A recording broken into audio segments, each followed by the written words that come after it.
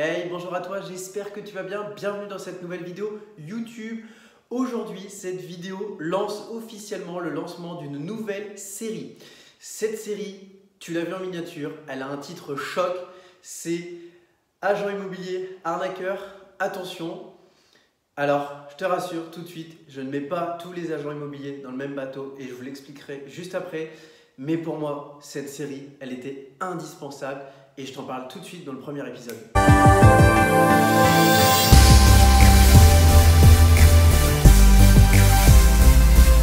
Quand on dit agent immobilier arnaqueur, agent immobilier voleur, alors tout de suite on va dégrossir la chose parce que je sais qu'en tant qu'agent immobilier, tu peux peut-être regarder mes vidéos, même en tant que mandataire, et tout de suite, vous le savez, vous êtes mes copains, moi j'adore travailler avec vous, j'estime que vous apportez énormément de valeur à mes clients, j'estime que vous m'apportez aussi énormément de valeur à moi-même et que vous apportez aussi énormément de valeur sur le marché.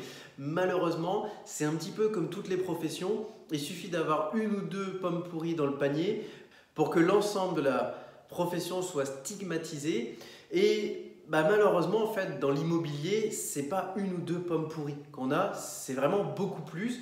Pourquoi? Parce qu'en fait, le fait de vendre des maisons, c'est quelque chose qui attire les gens parce qu'on va avoir des grosses sommes d'argent qui vont rentrer et on se retrouve dans un système où, pareil, on a beaucoup de sociétés qui ont développé ce qu'on appelle du marketing de réseau basé sur l'immobilier où le but, c'est de faire rentrer quelqu'un, on touche des commissions sur les ventes que réalise cette personne et le but, c'est d'avoir le plus grand réseau pour au final avoir le plus de revenus possible en travaillant le moins possible. Ça, là-dessus, je n'ai rien là-dessus, c'est la base même de l'entrepreneuriat. Pareil, de l'autre côté, on a les agents immobiliers, où les agents immobiliers, je te le mets juste ici, c'est un exemple de la mienne, on est obligé de passer des certifications, on est obligé de montrer patte blanche et de mettre un dossier en place auprès de la CCI, qui est la Chambre du commerce et de l'industrie, pour montrer qu'on est légitime d'être sur le marché et pour montrer qu'on est légitime d'être agent immobilier.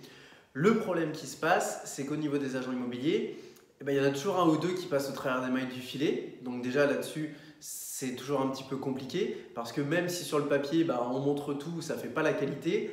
Et puis après, il y a aussi une chose qui est commune aux agents immobiliers et aux mandataires en immobilier, c'est l'éthique de la personne. C'est est-ce que cette personne, elle fait la chose pour l'argent et elle veut absolument vendre, ou est-ce qu'à l'inverse, cette personne fait les choses pour ses clients, par amour de la pierre, par l'amour de transmettre et de vivre une histoire, un investissement avec ses clients.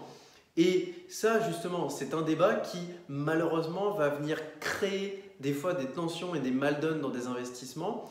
Et moi, je voudrais te donner un exemple, c'est notamment sur la partie juridique. J'ai une histoire en tête, donc qui va correspondre à ce premier épisode. Tu verras, j'en ai des dizaines, cette série va vraiment être assez longue. Et en fait, l'histoire que j'ai en tête, c'est sur un bien immobilier que j'ai visité à l'époque. Je devais être mon deuxième ou troisième investissement et en fait, je cherchais à acheter mon premier immeuble de rapport. Et le but, en fait, je m'étais un petit peu formé à droite à gauche sur internet et je me suis dit, mais tiens, je cherche un immeuble qui est complètement décoté, donc qui est vétuste, qui est totalement à refaire, sauf qu'aujourd'hui, c'est pas dans mon budget. C'est pas dans mon budget, j'arrive pas à trouver ce que je cherche. Et je me suis dit, tiens, dans ce cas-là, je vais partir sur un immeuble plus petit dans lequel je trouverai un aménagement de surface à effectuer. Donc, c'est-à-dire que le but, c'était de trouver un immeuble qui était déjà divisé, mais il y avait un appartement qui n'était pas du tout fini, ou il y avait un appartement qui n'avait jamais été aménagé. Et en fait, je me suis rendu compte dans cette recherche que des biens comme ça sur le marché, il y en avait pas mal. En général, c'était des maisons qui avaient été divisées en plusieurs logements et les combles avaient été divisés mais n'avaient jamais été aménagés. Donc, je me suis dit, tiens, je vais me concentrer là-dessus. Et donc, je tombe sur plusieurs agents immobiliers et parmi ceux-là, j'ai une mandataire qui m'accroche bien. Qui m'accroche bien parce qu'on a fait plusieurs visites ensemble. Aujourd'hui, c'est quelqu'un qui a une image en fait, qui a une image, c'était vraiment le système de la maman qui a une quarantaine d'années, qui fait de l'immobilier depuis 1 ou 2 ans, qui vend pas mal de résidences principales et qui maintenant a senti qu'il y avait une demande sur les immeubles de rapport et donc qui a décidé d'en rentrer de plus en plus en mandat. Donc, à première vue, je suis en totale confiance et je me dis mais c'est génial, on a réussi, je suis jeune, j'ai 24 ans, à l'époque je devais en avoir 21 ou 21 peut-être. Et en fait on se retrouve dans une situation où en fait c'est un petit peu cette relation mère-fils qui est en train de se créer. Et je me dis, mais c'est génial, j'ai trouvé l'interlocuteur parfait pour me faire accompagner. Donc, elle me fait visiter plusieurs biens. Finalement, je ne trouve pas chaussure à mon pied et je décide tout simplement de ne pas donner suite. Donc moi, je continue de faire mes visites sur d'autres logements. Je fais des offres, mais pour le moment, je ne trouve pas chaussure à mon pied ou je ne trouve pas d'entente avec les propriétaires. Et puis cette personne me rappelle et elle me dit « Bonjour, il faut absolument que vous soyez disponible tel jour à telle heure. Je viens de rentrer un immeuble en mandat, il est dans la ville que vous voulez, il correspond à ce que vous voulez, il est dans votre budget. Par contre, à mon avis, ça va partir très vite parce que la visite que je vous donne, c'est un vendredi soir à 19 h. Et en fait, vous êtes 4 et si vous acceptez, vous serez 5 à visiter en même temps. » Et je me dis, waouh, je dis purée, génial, ça y est, j'ai trouvé ma pépite. Tous les critères sont réunis, on en a discuté au téléphone, elle m'a envoyé l'annonce, c'est bon, let's go, j'y vais. Donc l'annonce, c'est très simple, on était dans une ville de taille moyenne, à peu près 5000 habitants. On est juste à côté d'une ville dynamique qui, elle, a 50 000 habitants et est la 4e ville la plus grosse de la région. Donc on a un certain dynamisme qui est généré par cette ville sur la ville dans laquelle l'immeuble est présent. On est dans une ville où le turnover est très faible, c'est-à-dire qu'en fait c'est une ville qui a encore un petit peu cet esprit village. Donc les gens, une fois qu'ils ont emménagé dans un appartement, en général ils y restent 4-5 ans, voire même des fois peut-être plus. Donc je me dis ça, c'est un super point. Et aussi on est dans une ville où il y a ce qu'on appelle une anomalie de marché, c'est-à-dire que les prix de l'immobilier à l'achat sont bas, mais pour autant la population qui est présente dans cette ville est une population qui à 60% est locataire pour question de moyens ou pour question de valeur. Je me dis purée, mais c'est génial, j'ai exactement ce qu'il faut.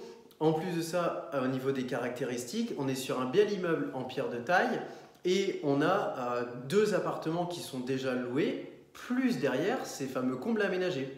Je me dis mais c'est génial, c'est ce qu'il me faut. Donc je pars faire la visite, j'arrive là-bas, donc en effet on est bien 5 avec moi-même. Et en fait, et c'est là que vous allez voir tout l'intérêt, c'est que à l'époque, j'aurais pu faire une très très grosse erreur. Parce que comme je vous dis toujours, se former c'est bien, se renseigner c'est bien, mais allez plus loin au moment de passer à l'action et entourez-vous de personnes qui soit ont déjà fait ce que vous êtes en train de faire, soit qui ont vraiment un très gros bagage de connaissances. Et je vous explique pourquoi.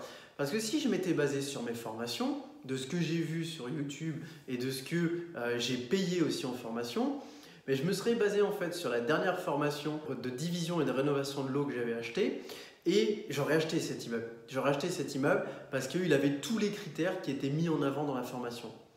Le problème, c'est que j'aurais fait une énorme erreur. Et là où j'en veux à la mandataire, c'est qu'en fait, ce point-là, elle ne l'a jamais mis en avant. Si les autres personnes n'avaient pas été présentes avec moi pendant la visite et qu'une personne n'avait pas mis ça en avant, ça aurait pu être dramatique. Conséquence, ça aurait pu être dramatique.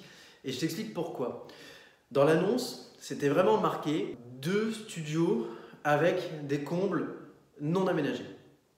Et aujourd'hui, il faut savoir que les annonces sont constamment contrôlées par les services juridiques des mandataires quand ce sont des mandataires qui vendent. Ce qui se passe, c'est que si le logement présentait tous les critères de décence pour pouvoir être aménagé, l'annonce aurait été tournée en 2 appartements plus un plateau à aménager ou 2 appartements plus une surface à aménager. Et ça avait toute son importance et moi je m'en suis pas rendu compte. Et en fait, en allant sur place, vous aviez donc le premier appartement qui était totalement rénové, qui était loué, qui était magnifique. Vous aviez le deuxième appartement où c'était exactement la même chose. Donc à première vue, vraiment, on avait le contexte parfait. Et on avait ce troisième, donc cet espace à aménager qui allait être le nouveau T2 à mettre en place. Et donc, moi, je rentre dedans, je le visite. En effet, waouh, je veux dire, vous avez validé tous les voyants juste avant. Tout est au vert.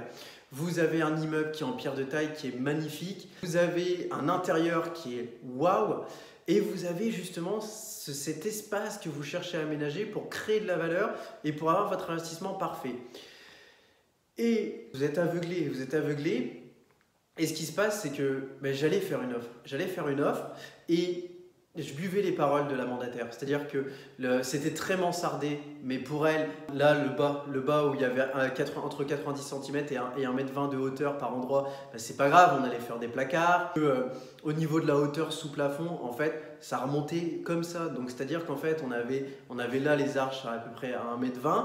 Derrière, ici, ça faisait peut-être 1,60 m. Là, ici, ça faisait 1,80 m. Et après, ça faisait un long espace où ça faisait 2 mètres de haut. Et donc, c'est vrai que à aménager, c'était assez atypique, mais en se déplaçant à l'intérieur, ça semblait pas forcément être quelque chose de gênant pour vivre dedans, en fait. Sauf que ce qui a été mis en avant par un des investisseurs qui était présent, c'est que la hauteur sous plafond, déjà, pour qu'un logement soit classé comme décent, il faut qu'on ait une hauteur de plafond de 2,20 m. Donc déjà, cette hauteur sous plafond de 2,20 m, elle n'était pas présente. On n'avait que 2 mètres. La deuxième chose, c'est que, en fait, en rajoutant le plafond, en rajoutant l'isolation, on se serait retrouvé avec une hauteur sous plafond, au final, d'1,90 m. Ça veut dire que pour quelqu'un qui fait 1,80 m, vous vous seriez retrouvé avec une situation où vous auriez eu toujours la tête dans le plafond. Et donc au final, de cet investissement qui paraissait être une énorme opportunité et où la rentabilité se crée sur le troisième lot, et ben en fait, vous vous retrouviez avec une verrue au pied parce que de 1, extrêmement difficile à louer, de 2, dangereux à louer puisque pas aux normes et ne respectant pas les critères de décence. Et troisième chose, le jour où vous vouliez le revendre, pareil, verrue, parce que tout le monde ne verrait que ça, ne verrait que ses défauts. Et donc, en fait, en conclusion, ce qui est navrant, c'est que l'immeuble, bien évidemment, a été vendu, a trouvé preneur. C'est cette mandataire qui l'a vendu. Et 2 ans après, la personne en fait, qui avait acheté cet immeuble, en fait, l'immeuble, malheureusement, il y a eu un contrôle de la CAF et l'immeuble a été interdit de location pour critères de décence non respectés. Donc, c'est-à-dire qu'en fait, non seulement cette personne, elle ne pouvait plus louer le 3e étage, mais en plus, il y a un congé qui a dû être donné aux 2 autres locataires. Donc, on se retrouve au final dans une situation qui est extrêmement dramatique parce que le propriétaire continuait de payer son crédit alors qu'il ne pouvait plus louer. Et derrière, il a dû refaire des travaux pour soit démolir tout ce qu'il avait fait, soit condamner l'accès à cet espace et prouver qu'il n'y aurait plus de mise en location pour ce bien-là. Jamais se réjouir du malheur des autres, il faut toujours le prendre en expérience. Et ce jour-là, j'ai eu une bonne étoile. J'ai eu une bonne étoile parce que, justement, on va dire que j'étais protégé. Malheureusement, aujourd'hui, si on ne s'y connaît pas, on n'est pas toujours protégé, on n'a pas toujours cette bonne étoile. Et c'est pour ça que, en conclusion, je t'invite constamment, à chaque fois que tu visites un bien, à vérifier que tous les critères de décence sont respectés. Je t'invite également à questionner un maximum l'interlocuteur que tu as en face de toi et à partir en courant à partir du moment où tu as un moindre doute, même si ça te paraît être une bonne opération. Et la dernière chose, et pour moi c'est la plus indispensable, c'est que c'est très bien de voir des chiffres sur le papier, de voir une rentabilité, mais la chose à laquelle il faut penser, c'est est-ce que mon investissement sera viable ? Voilà, bah écoute, cette vidéo touche à sa fin, j'espère qu'elle t'a plu. Je t'invite à t'abonner pour pouvoir voir les prochaines vidéos de cette série. Également, je t'invite à t'abonner pour voir les autres vidéos de la chaîne. C'est actuellement une vidéo par jour qui traite de différents thèmes. Je t'invite à aller visiter la chaîne YouTube pour en savoir un petit peu plus. Et en attendant, je te dis à très bientôt pour une prochaine vidéo. Ciao!